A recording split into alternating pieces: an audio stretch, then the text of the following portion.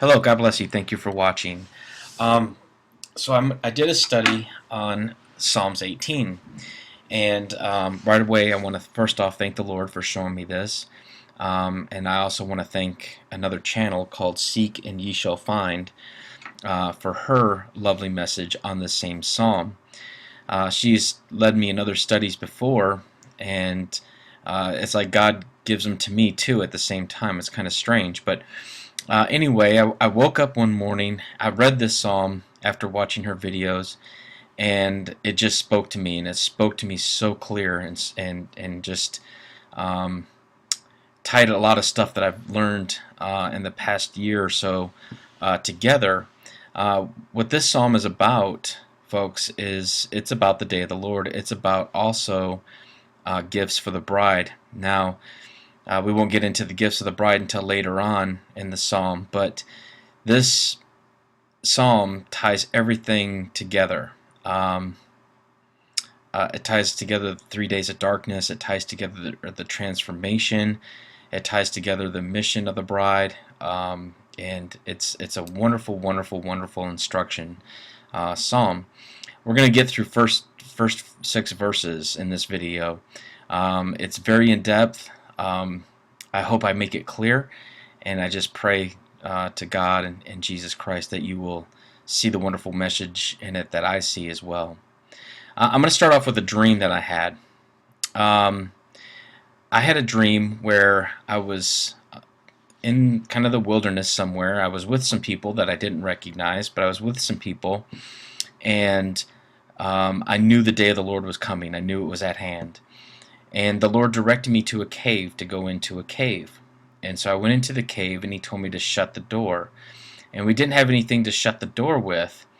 And we ended up using our coats and our jackets and making a sort of curtain the um, over the opening of the cave. And we waited there for a little bit, and the next thing I know, the Lord told me it was safe to go outside. We went outside, and the stars were so close, and they were so beautiful. They were shining in their rainbow colors. It was just absolutely breathtaking. The dream kind of leaves from there and goes to another part, which I won't get into. But um, when I woke up that morning from that dream, the word I had on my heart was tempest. And you're going to kind of see how this ties all into this. So just keep that dream in the back of your mind. We go with here with, and I will love thee, O Lord, with all my strength, and we are commanded to do so. In Luke 10:27 it says that thou shalt love the Lord with all thy heart and all thy soul and all thy strength, and with all thy mind, and love our neighbor as ourself. This kind of tells me who this psalm is directed to. The people will know, and this is directed to the bride of Christ. This psalm is directly instructions and everything that's going to come to pass, I think, is listed in this psalm. And the author here, David, is talking about how much he loves the Lord. He has nothing but love for his Lord with all his strength, and the Lord is his strength. And we go on, and I got some notes here I want to just pull up.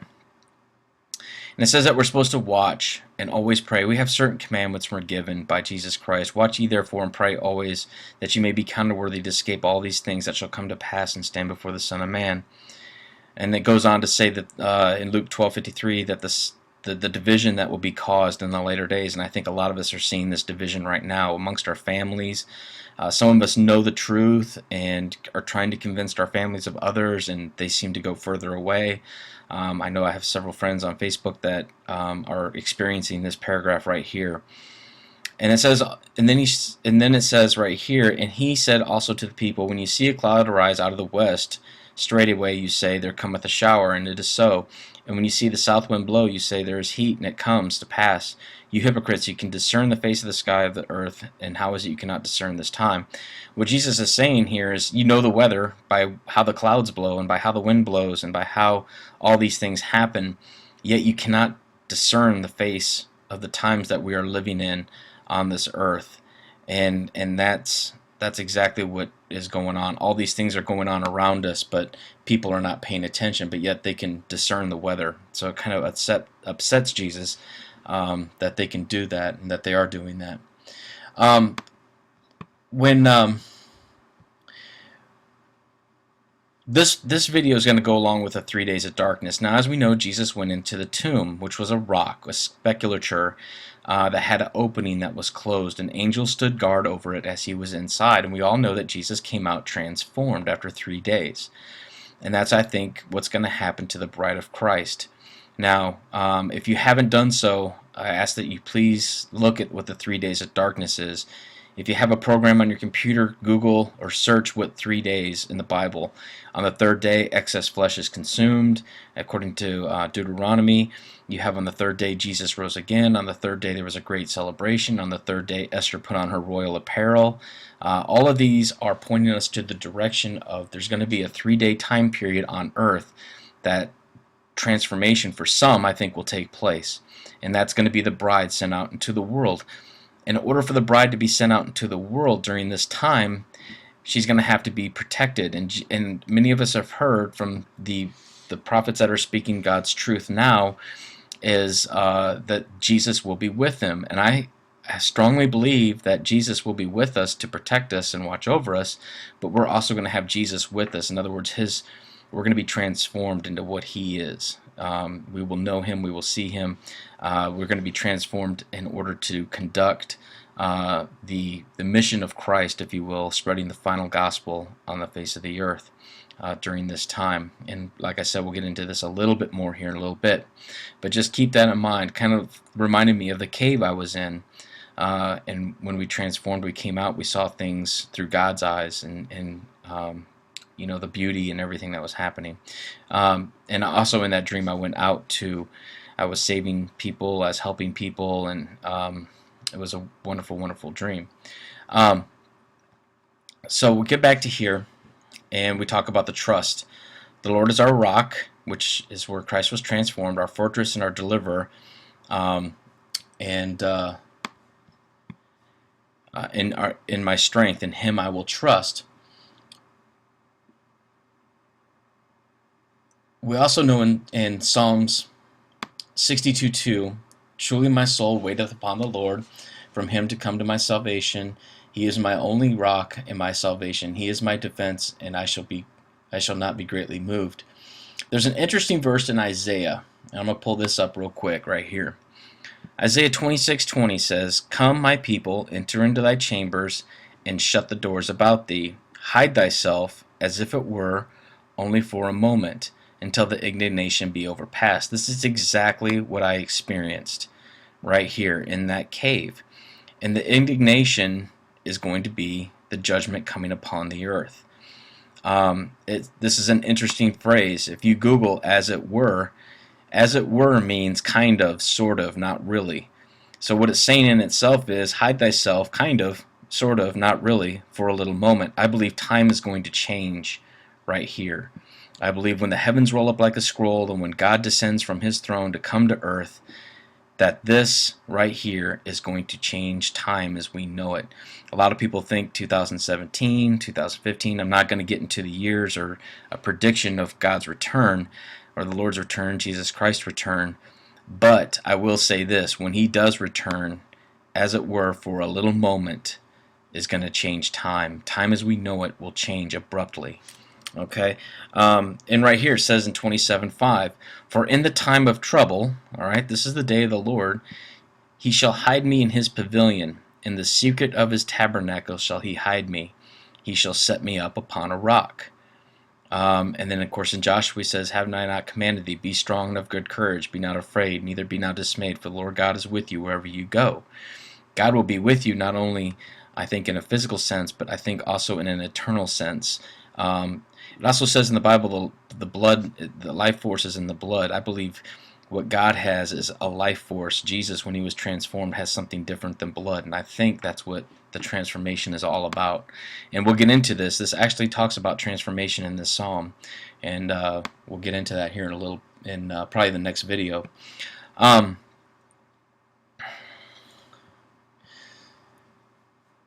see here. Okay, now we're going to get into verse 5, 4 and 5. And right here it says, "The sorrows of death compassed me, and the floods of ungodly men made me afraid. The sorrows of hell compassed me about, the snares of death prevented me." Now, what's interesting about this is we have the word sorrows and we have the word death and hell. We see the words death and hell also in Revelation. All right, "And I looked, and behold, a pale horse, and him that sat upon him was death, and hell followed with him. And power was given over the fourth part of the earth to kill with sword and with hunger, and with death and with the beasts of the earth." Now, what's interesting is this is talking, these are birthing pains of the new age. All right, we have, we go to Matthew 24, and we have the word, "These are the beginning of sorrows." And what it talks about is this, Jesus is breaking down the horsemen right here. "Many will come, saying, I am Christ, and shall deceive many." That is the first horse. And then we hear the red horse, "Wars and rumors of wars." That is the red horse. "Nation will rise against nation, and there will be pestilences." All right, that is the third horse. All right, and all these are the beginning of sorrows. Now, "And they shall deliver you up and be afflicted and kill you for my name's sake." So what we see here is these are the beginnings of the birth pains. Now, so a while back I asked the Lord a question, and I was in my truck, and this is in video, so I'm not going to go too in depth, but I'll show you the videos on the page. I asked the Lord, there's a birthing process for this new age. There's a birthing process for this age that is to come upon man. It says in Thessalonians, "As a woman travails, giving birth, so shall the new age be." I'd have to look up the verse, but it talks about travailing birth pains. We also see in Revelation 12 the woman giving birth, pain to be delivered, and you know, of course, I think most of us know that there's a sign in Virgo during this time. But I asked the Lord, I was like, if there's a birth, was there ever a conception? Was there ever a thing, a conception for us to see? And he did. He told me there was. And this is what he told me. On November 28th, 2014, Comet Ison hit, 2013, Comet Ison hit the sun.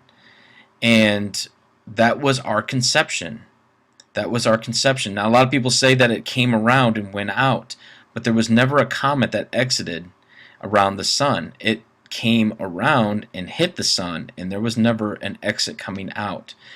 Now, if you go to my YouTube page real quick, and if you want to, I'll show you the two videos that were done on that. And that was right here, conception 1, 2, and then also there's a birth. Okay, so this was the beginning of conception. Now we're also 9 months from that event. Okay, and I kind of thought 9 months later Christ will come. Didn't happen, of course, but this is still something going on. And you know, we don't have all the answers. I can only tell you what God has told me, and He did tell me this was a conception that happened. Now, you know, it's up to us to continue to seek and look and watch. And I'm just going to kind of leave it at that. But, you know, we're at over a year since that's happened. And, you know, we're just supposed to keep watch. Maybe His time is not our time. So, but anyway, I just wanted to bring that up. So we have these birthing pains. We have these sorrows and the birthing of the new age. And that's what's going to happen is I believe the horsemen will ride while the church is still here. And I believe the horsemen could be riding right now. However, we also do know that according to Revelation, the sixth seal is a great earthquake. And I don't believe that great earthquake has happened just yet. That's just my opinion, but I do think that we are entering the sorrows, or we are in the sorrows, and very soon the new age will begin. But this is just a quick wordplay here on sorrows, and of course we know sorrows being the birthing pains. I want to focus just a little bit on this phrase right here. Floods of ungodly men made me afraid. Well, we know that ISIS is running rampant, and we know that ISIS is definitely part of the end times. Um, so what have we here is just there's some articles that I copied and pasted. ISIS, which might control Iraq's most important dam, compared itself to Noah's flood in its English language magazine. So they were doing this thing with the dam over there, and also there is headlines that say what started as a trickle is starting to feel like a flood.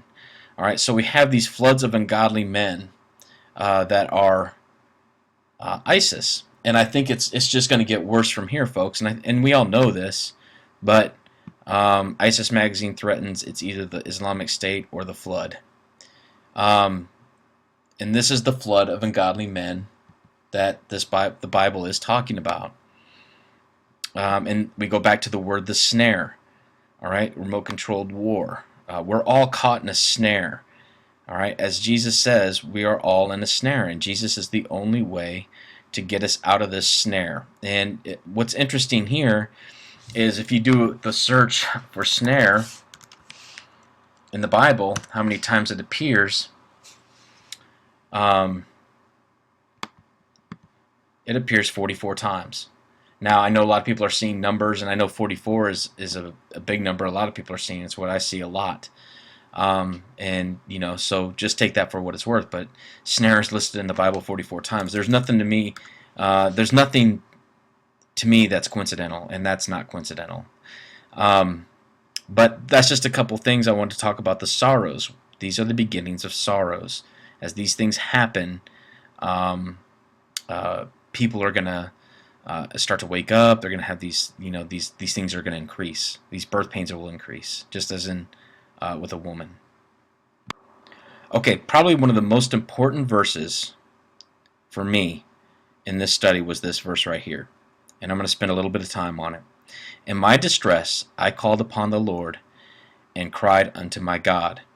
He heard my voice out of his temple, and my cry came before him, even to his ears. Heard my voice out of his temple, my cry became before him, even to his ears. What the Lord explained to me, all right, through prayer and meditation, is there are three people in this world. There are three people. You're either the bride of Christ, you're backslidden, or you're lost. There's three people that God portrays in his word that fit these three categories. You have Jonah, who's backslidden. You have Paul, who is lost. And you have Jesus Christ, who is the predecessor for the bride. And everything that happens to Christ happens to the bride. Persecution, crucifying the flesh. And I also believe going into the speculature, going into your chambers to be transformed. Now, what this is interesting is I had a Jonah moment. This is a Jonah moment. I'll prove it to you here in just a second. I saw something that I didn't. FEMA camps was my testimony. I did a search on them. I couldn't believe that this was real, and I asked God if this was real. I cried out to him. I was like, is this really happening in our country? And he answered me. He came and he heard my voice out of his temple, and my cry, my sincere cry came to him, and he told me the truth. Now let's take a look at Jonah very quickly, and we're going to see something amazing. So if you go to Jonah,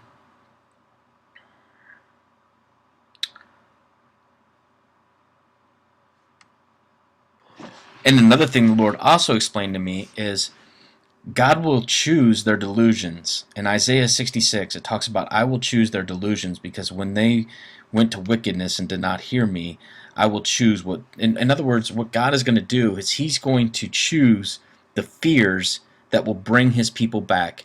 That's why all this stuff about pre-trib, post-trib, mid-trib doesn't make sense, is because there is no, it's not a cut and dried thing. What you have is the Lord is going to use certain things to bring back his people. It says, all those that believe on the Lord will be saved. That's a verse. That makes sense. If you believe on the Lord, you're going to be saved. That doesn't mean that you're not going to see something that's going to bring your heart back to God wholeheartedly. And the same exact thing happened to Jonah. This is such an important verse, folks. It's such an important book in the Bible. We all know Jonah's in getting thrown over ship, and the Lord uh, prepared a fish to swallow Jonah for 3 days and 3 nights. 3 days and 3 nights. And Jonah prayed to the Lord out of the belly, and he says, I cried by my reason of affliction unto the Lord, and he heard me. Out of the belly of hell I cried. And thou heardest my voice, for thou hast cast me into the deep in the midst of the seas. And it says on here, then I said, I am cast out of thy sight, yet I will look again. I will look again. All right, he's backslidden. He's coming back towards your holy temple. I will look again. And the waters, here we have the flood analogy again. The waters compassed about me, even to thy soul, and the depth closed around about me. And the weeds wrapped. I mean, he is encompassed in this fear. And I went down to the bottoms. All right. My soul fainted within me, and I remembered the Lord, and my prayer came unto thee, unto thy holy temple. What we just saw in that psalm. And so he goes, and then Jonah gets a mission. God says to Jonah, and take a 3 days journey and put on sackcloth. So all these things, this is what brought Jonah back to God. This is what brought the backslidden back to God. His prayer was heard, came out of his temple. Now we're going to look at this word cried, okay? We're going to look at this word cried very quickly. This cry will be the realization of you going to God if you're not with him. If something happens, something's going to trigger, and you're going to cry, and you're going to call upon God. We see it in the wise virgins. Let's go there real quick.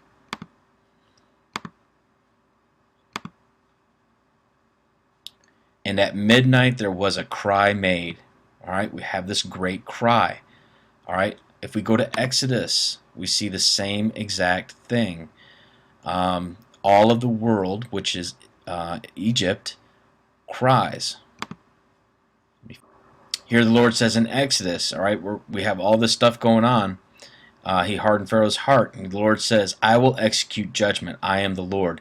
And the blood shall be to you for a token upon the houses where you are. And when I see the blood, I will pass over you. We don't have this blood now, folks, but we have the blood of Jesus Christ on us. The judgment will pass over us when we're in our chambers.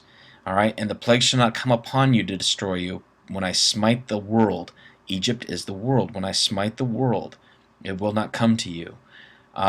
We have this great cry that comes out. Where is it? Okay, so right here we know the Israelites, which are God's people. We are God's people. The bride is God's people. Speak now in the ears of the people, and let every man borrow of his neighbor, every woman of jewels of silver and jewels of gold. And the Lord gave the people favor in the sight of the Egyptians. We will have favor in the world. Moreover, the man Moses was of great land of Egypt in the sight of Pharaoh's servants and the sight of the people. And Moses said, Thus saith the Lord, about midnight. What time did the wise virgins and all the virgins cry? It was at midnight. About midnight will I go out in the midst of Egypt, in the world, and all the firstborn of the land of Egypt shall die, from the firstborn of Pharaoh. This is the great judgment. And here we have, right here, and there shall be a great cry throughout all the land of Egypt. Another way of saying this in today's times is, and there shall be a great cry throughout all the world, such as there's never one like it, nor shall be like it any more.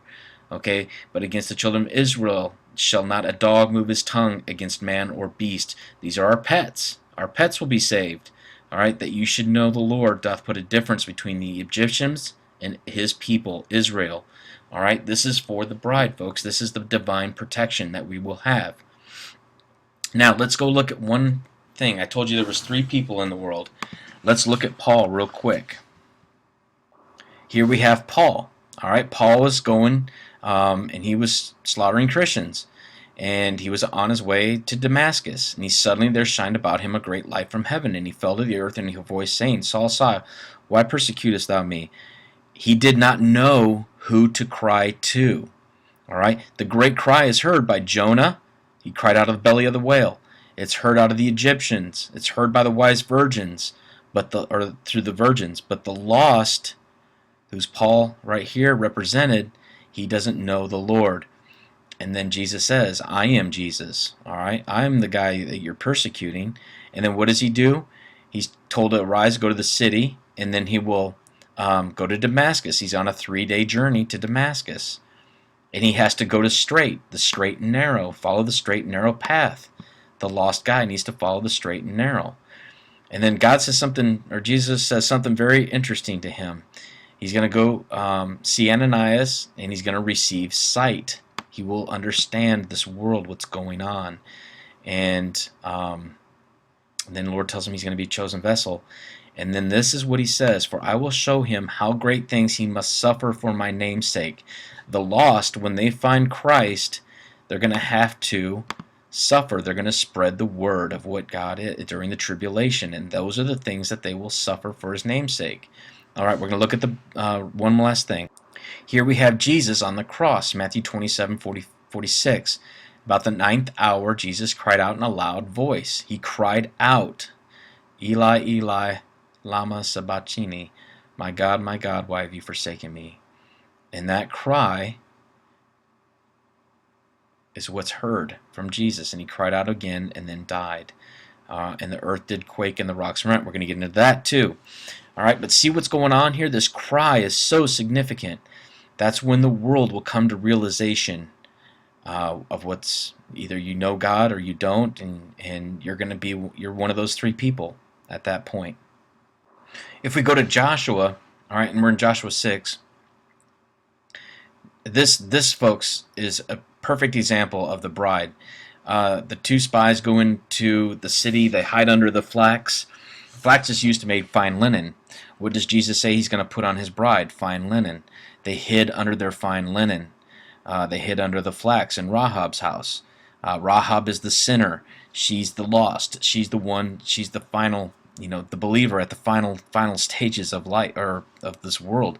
And they pull her out before the judgment comes. But this is another reference to the cry. Right here, let's go to the cry first, and we'll get to that one. So the people shouted when the priest blew the trumpets. These are the trumpets. These represent the trumpets in Revelation.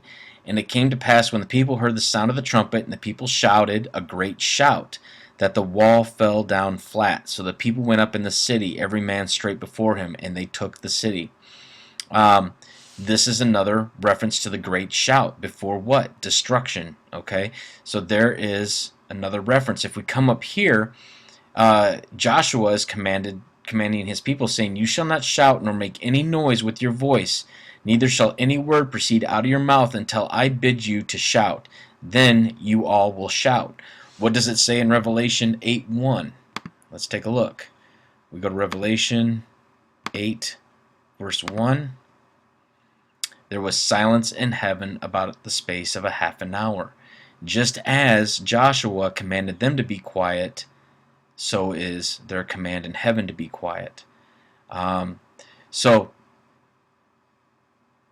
I hope you understand where we're going with this. I spent a lot of time on that verse, but I want to be able to you to understand that this is God's plan. This is how this is gonna.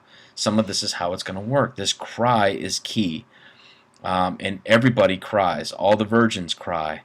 And there's going to be this cataclysmic moment, all right? But the cry came before God. This is God's, I think, one of his, before the tribulation, this will be the last event to find him. Then we're going to get into the further verses here later on, all right? I hope you enjoyed it. God bless you. Thank you for watching. Please pray over this information. If you haven't done so, look at my videos on the 3 days of darkness. And it explains this a little bit more in depth. Or just do a search on yourself, the 3 days of darkness in the Bible, or on the third day in the Bible, and you'll be able to, I think, put some of this together. But there is going to be, there is a tribulation, of course. There is but there is going to be a rapture event But people don't understand the bride will be here, but the bride's going to be ultimately protected. Um, I've pulled this up over on my other page here. I want to show you this. Uh, right here starts the 3 days of darkness, and it goes through all the three people, the great cry, and everything else, and it talks about how Joshua was connected to all this, the great delusion, how Exodus actually mirrors Revelation. Obama's the Pharaoh, uh, so um, so all these things are going on. But anyway, God bless. I hope you enjoy the video, and thank you for watching.